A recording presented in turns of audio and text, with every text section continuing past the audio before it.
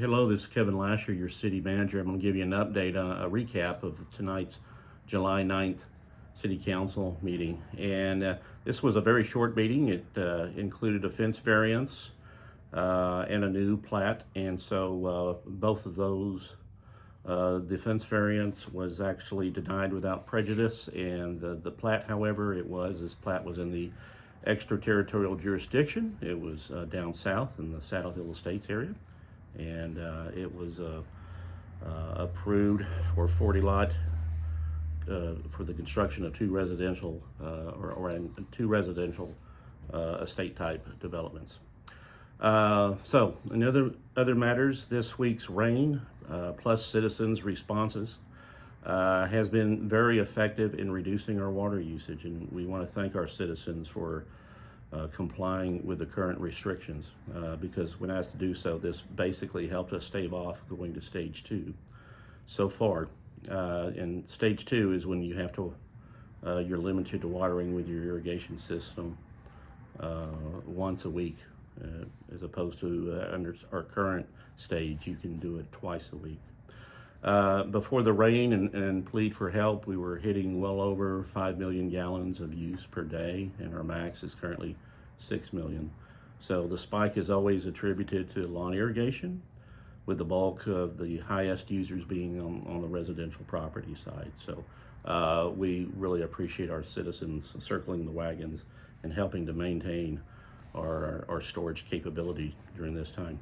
During the cooler rainy months, we typically stay under 2 million gallons daily. So that kind of gives you a reference point as to how much more supply is used up during the summertime. Keep watching our city's website and our social media site for any changes in our status. And you can also follow our daily water usage on the WaterWise page of our website as well. We have begun issuing violation notices now, and you can report a watering violation using the citizen portal on the front page of the website if you'd like to help the city staff in improving compliance with our current water restrictions. We also encourage you to program your irrigation system for 2 days per week. This is an easy way to conserve and be in compliance. If you're not sure how to do it, ask a contractor, an irrigation contractor, to help you out.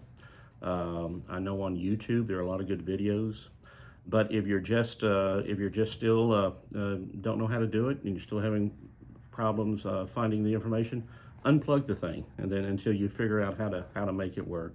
That's always the best way. Additionally, city staff, we have been contacting HOA, homeowner association leaders, and asking that any landscape or lawn replacement requirements that are in your deed restrictions be temporarily waived until the hot summer has passed. We know this is frustrating for everyone on both sides, but we aren't allowing any new sod until we get a normal supply pattern, which usually occurs at the end of the summer season.